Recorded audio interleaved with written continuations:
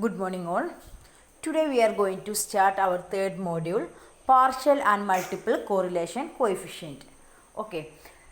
In this chapter we are going to discuss about multiple regression equations and different types of problems using multiple regression equation and partial multiple regression coefficient, etc. Actually these names indicate partial and multiple correlation coefficient, but the main portion is here about regression. So here the exams questions comes mainly on regression based questions. Okay, so that means what is partial coefficient of regression and partial coefficient of correlation also coming. Okay, and I know all of you well understood this concept. What is partial correlation, what is multiple correlation, what is multiple regression, etc. This all we explained before in our first and second modules. Okay, അപ്പോൾ അതുകൊണ്ട് തന്നെ ആർക്കും ഒരു doubt ഉണ്ടാവില്ല എന്ന് പ്രതീക്ഷിക്കുന്നു. അപ്പോൾ same first module second module ഈ മോഡ്യൂൾസ് എന്താണ് ഇമ്പോർട്ടൻ്റ് ആണ്. അതിൻ്റെ ഒരു എക്സ്റ്റെൻഡഡ് വേർഷൻ മാത്രമാണ് നമ്മുടെ ഈ തേർഡ് മോഡ്യൂള്. ഓക്കെ, മെയിൻലി നമ്മൾ ഈ സെക്കൻഡ് മോഡ്യൂൾ പഠിച്ചിട്ടുള്ള regression analysis, regression equation formation, ആ മോഡൽ ക്വസ്റ്റ്യൻസ് അതിൻ്റെ മൾട്ടിപ്പിൾ റിഗ്രഷനിൽ മെയിൻലി 3 വേരിയബിൾസ്, അവിടെ നമ്മൾ 2 വേരിയബിൾസ് ആണ് പഠിച്ചത്. 1 ഇൻഡിപെൻഡൻ്റ് ആണ്, 1 dependent variables. Here we have, what do you mean multiple means here we have only one dependent variable. നമുക്ക് find out ചെയ്യേണ്ട ഒരൊറ്റ വേരിയബിളേ ഉള്ളൂ.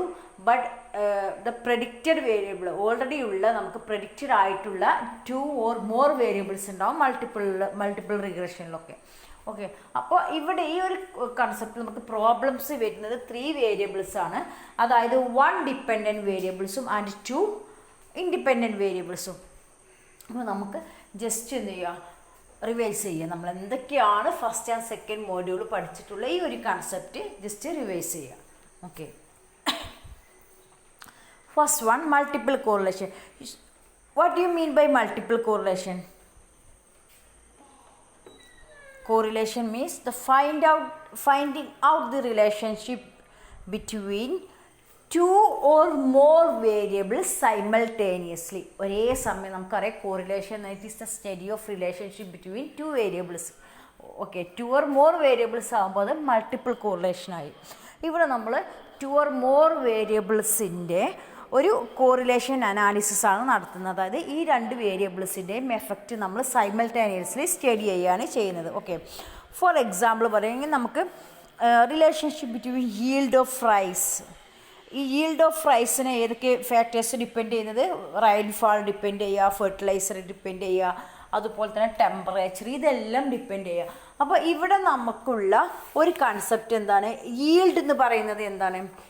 yield ഡിപ്പെൻഡൻ്റ് ആണോ ഇൻഡിപെൻഡൻ്റ് ആണോ?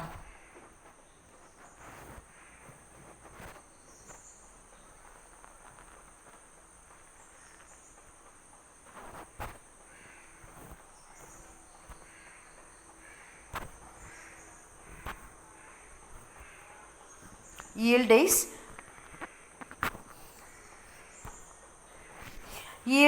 ഫസ്റ്റ് വന്ന് yield. ഇവിടെ നമ്മൾ പറഞ്ഞു മൾട്ടിപ്പിൾ കോറിലേഷൻ എത്ര ഡിപ്പെൻഡൻറ്റ് വേരിയബിൾസും എത്ര ഇൻഡിപെൻഡൻറ്റ് വേരിയബിൾസ് ആണ് കൺസിഡർ ചെയ്യുന്നത്. 1 ഡിപ്പെൻഡൻറ്റ് വേരിയബിൾസ് ഇല്ല, നമുക്ക് yield നമുക്ക് ഇതിൻ്റെ വാല്യൂസ് ആക്ച്വലി അറിയില്ല. ഇത് നമ്മൾ ഡിപ്പെൻഡൻറ്റ് വേരിയബിൾസ്. ഓക്കെ, y എന്നുള്ളത് കൺസെപ്റ്റ്, y എന്നുള്ളത് നമ്മൾ ഡിപ്പെൻഡൻറ്റ് വേരിയബിൾസ് നമ്മൾ ഓൾസോ നോസ് എന്നാൽ ഡിപ്പെൻഡൻറ്റ് ക്രൈറ്റീരിയൻ വേരിയബിൾസ് നമ്മൾ പഠിച്ചിട്ടുണ്ട് അല്ലേ, റിമെയിൻ ചെയ്യുന്നത്. അതുപോലെ തന്നെ ഇൻഡിപെൻഡൻറ്റ് വേരിയബിൾസ് നമ്മൾ പ്രെഡിക്റ്റഡ് വേരിയബിൾസ് എന്ന് പറയലുണ്ട്. ഓക്കെ, ഡിപ്പെൻഡൻറ്റ് വേരിയബിൾസിന് നമ്മൾ ഏതൊക്കെ പേരിൽ പറയലുണ്ട്? ഡിപ്പെൻഡൻറ്റ് എഫക്റ്റ് എന്ന് നമ്മൾ സൂചിപ്പിച്ചിരുന്നു അല്ലേ, എഫക്റ്റ് എന്ന് പറയും. അതുപോലെ തന്നെ ക്രൈറ്റീരിയൻ വേരിയബിൾ എന്ന് പറയും, ക്രൈറ്റീരിയൻ വേരിയബിൾ അതാണ് ഡിപ്പെൻഡൻറ്റ് വേരിയബിൾ. അപ്പോൾ ഈ ഒരു എഫക്റ്റ് അല്ലെങ്കിൽ ക്രൈറ്റീരിയൻ വേരിയബിൾ ആയിട്ടുള്ള yield ഏതിനൊക്കെ ഡിപ്പെൻഡ് ചെയ്തിട്ടുണ്ട്? ടെമ്പറേച്ചർ, റെയിൻഫാള്, ഫെർട്ടിലൈസർ എല്ലാം അല്ലേ, അതുപോലെ തന്നെ സോയിൽ എഫിഷ്യൻസി, ഇങ്ങനെ എല്ലാത്തിനെയും ഡിപ്പെൻഡ് ചെയ്തിരിക്കും. അപ്പോൾ ഈ ഒരു റിലേഷൻഷിപ്പ് ഫൈൻഡ് ഔട്ട് ചെയ്യുന്നതാണ് മൾട്ടിപ്പിൾ കോറിലേഷനിൽ വരുന്നത്. അപ്പോൾ ഏത് യൂസ് ചെയ്ത് with using independent variables like rainfall, fertiliser. ഈ റെയിൻഫാൾ ഫെർട്ടിലൈസറൊക്കെ നമുക്ക് ഓൾറെഡി അറിയാവുന്നതാണ്. കാരണം റിഗ്രഷനിൽ നമ്മൾ അങ്ങനെയാണ് നമ്മൾ നൊട്ടേറ്റ് ചെയ്യുന്നത്. ഓൾറെഡി എന്താ നമുക്ക് അറിയുന്ന വേരിയബിൾസാണ്. ഓക്കെ, അപ്പോൾ അത് കൂടുതലായിട്ട് റിഗ്രഷൻ്റെ പോർഷനിൽ നമുക്ക് എക്സ്പ്ലെയിൻ ചെയ്യാം. സോ നെക്സ്റ്റ് നമ്മൾ പഠിച്ചിട്ടുള്ളതാണ് what is partial correlation. Partial correlation means in correlation analysis we recognize more than two variables but consider one dependent variable and one independent variable and keeping all other independent variables as constant. Regression means that one independent correlation means one independent and one dependent variable. Okay, multiple correlation means one dependent and more than one independent variable. അപ്പോൾ ഈ partial correlation comes in between this correlations and multiple correlation. That means here one dependent variable like correlation and multiple correlation, only one dependent variables and more than one independent variables. Here x2 x3 are independent variables, but in this case only one independent variables. We consider only one independent variables and one dependent variable. In that time all other independent variables are constant.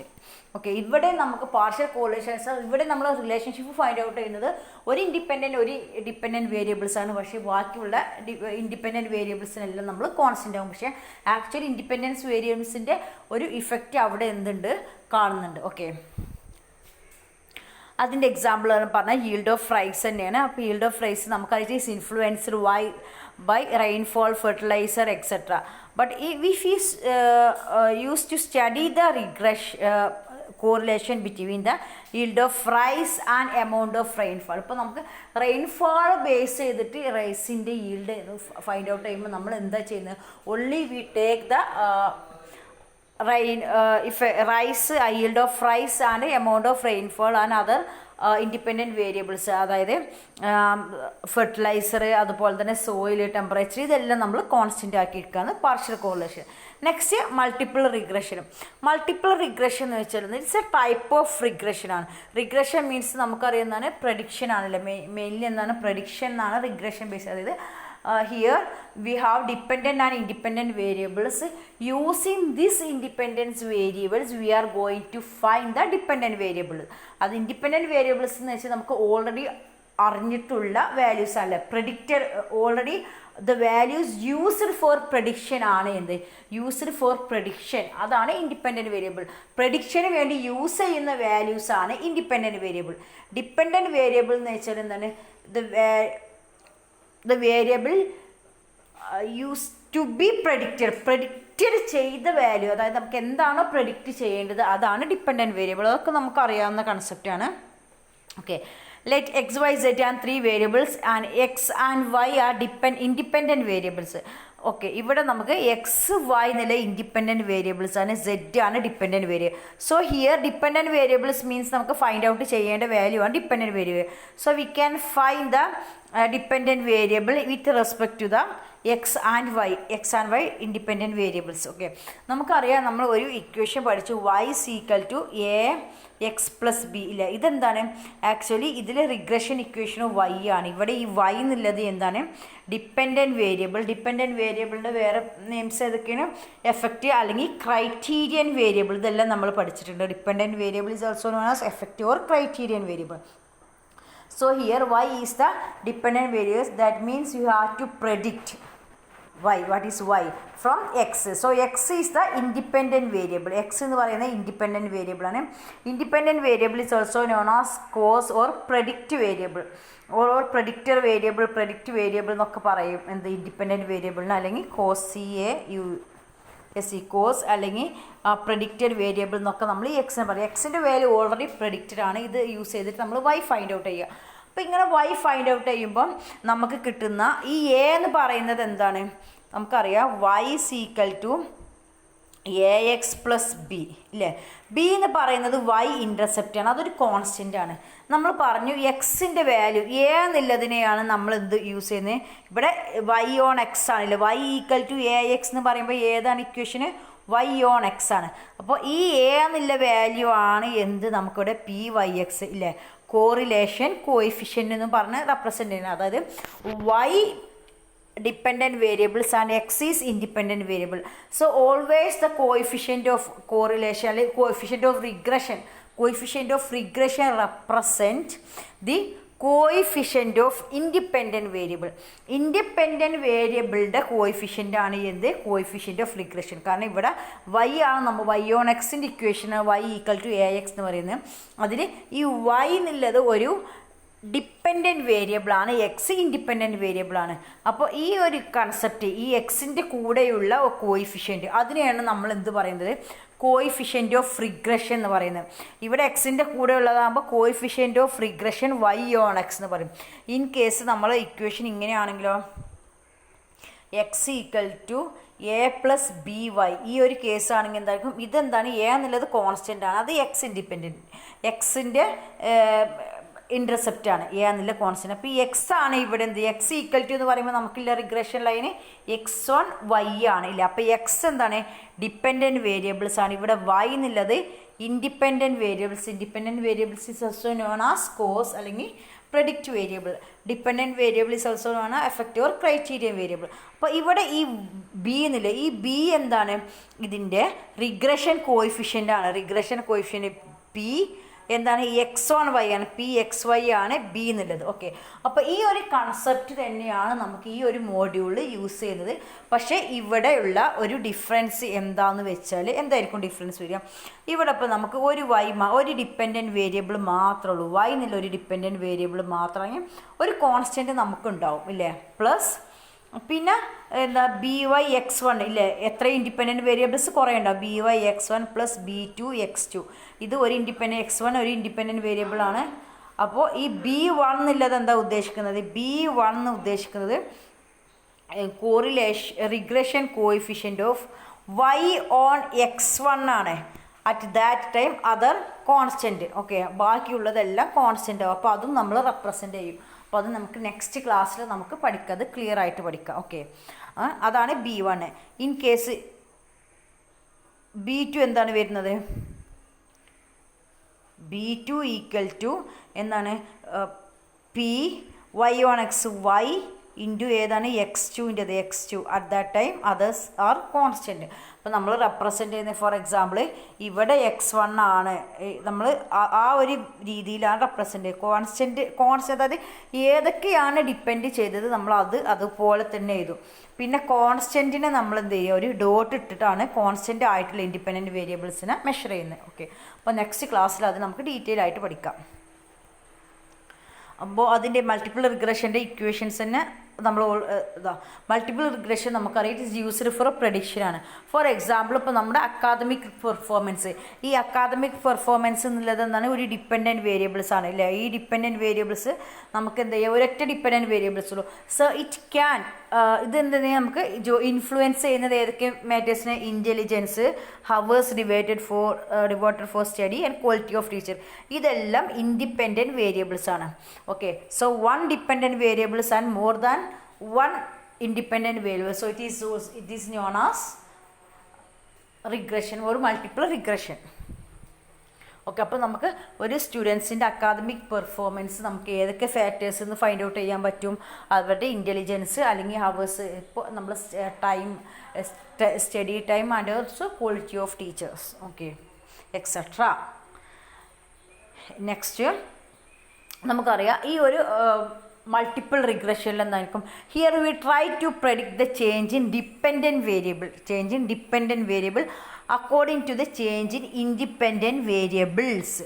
കുറേ independent വേരിയബിൾസിൽ നിന്ന് നമുക്ക് ഒരു dependent variable find out ചെയ്യാൻ പറ്റും. So അതാണ് നമുക്ക് ഈ ഒരു ഇക്വേഷനിലൂടെ ഇവിടെ വന്നിട്ടുള്ളത്. വൈ എന്നുള്ളത് എന്താണ്? വൈ ഡിപ്പെൻഡൻറ്റ് വേരിയബിൾ, എ എന്നുള്ളത് ഇൻ്റർസെപ്റ്റ് ആണ്. നമുക്ക് വൈ ഇസ് ഈക്വൽ ടു ഒന്നാണെങ്കിൽ നമ്മൾ എ എക്സ് പ്ലസ് ബി എന്ന് പറയും ഇല്ലേ, അല്ലെങ്കിൽ എ എക്സ് പ്ലസ് ബി, അല്ലെങ്കിൽ നമ്മൾ എന്ത് പറയും y is equal to a plus b x എന്നുള്ള കൺസെപ്റ്റ്. എ ബി എക്സ് അത് കോൺസ്റ്റൻ്റ് ആണ്, അങ്ങോട്ടും ഇങ്ങോട്ടും ആയാലൊന്നും പ്രോബ്ലം അല്ല. ഒരു കോൺസ്റ്റൻ്റ് ഉണ്ടാവും, ബാക്കി എന്തുണ്ടാവും, ഒരു ഇൻഡിപെൻഡൻറ്റ് വേരിയബിൾ, അതിൻ്റെ കൂടെ ഒരു കോയിഫിഷ്യൻ്റ് ഉണ്ടാവും. ഓക്കെ, അപ്പോൾ ഈ കേസിൽ നമുക്ക് കുറേ independent, more than 1 independent variables, so B1 x1 B2 x2 B3 x3 etcetera ഇങ്ങനെ നമുക്ക് റെപ്രസെൻ്റ് ചെയ്യാം കേട്ടോ. y = a + b1x b2x അങ്ങനെ റെപ്രസെൻ്റ് ചെയ്യാം നമുക്ക്. ഓക്കെ, അപ്പോൾ ഇതിലാണ് ഈ ഒരു കൺസെപ്റ്റ് യൂസ് ചെയ്തിട്ടാണ് ഇതിൽ നമുക്ക് ഈ B1 പാർഷ്യൽ കോറിലേഷൻ കോഎഫിഷ്യൻ്റ് എന്ന് പറയും. കാരണം എന്താണെന്ന് വെച്ചാൽ ഇതിലിപ്പോൾ നമ്മൾ കൺസിഡർ ചെയ്യുന്നത് വൈയും അതുപോലെ തന്നെ x1 മാത്രം എഫക്റ്റ് ചെയ്യണം, ബാക്കി കോൺസ്റ്റൻ്റ് ആണ്. അപ്പോൾ ഫുള്ളായിട്ട് നമുക്ക് ആ കൺസെപ്റ്റ് കിട്ടില്ല. അപ്പോൾ എന്താണ്, അത് പാർഷ്യൽ കോറിലേഷനാണ്. B1 എന്ന് വെച്ചാൽ പാർഷ്യൽ കോറിലേഷൻ കോഎഫിഷ്യൻ്റ് ആണ്. Because here it dependent variable y and independent variable x1. In that time all other variables considered as constant, അതായത് x2 x3 എന്നുള്ള വേരിയബിൾസ് ഒക്കെ നമ്മൾ കോൺസ്റ്റൻ്റ് ആയിട്ടാണ് കൺസിഡർ ചെയ്യുക. ഓക്കെ, അപ്പോൾ ഈ ഒരു ഇക്വേഷനിൽ നമുക്കറിയാം y എന്ന് പറഞ്ഞാൽ ഡിപ്പെൻഡൻറ്റ് വേരിയബിൾസ് ആണ്, a എന്നുള്ളത് എന്താണ് y ഇൻ്റർസെപ്റ്റ്, അതൊരു കോൺസ്റ്റൻ്റ് ആയിരിക്കും. പിന്നെ x1 x2 x3 ഒക്കെ ഇൻഡിപെൻഡൻറ്റ് വേരിയബിൾസ് ആണ്.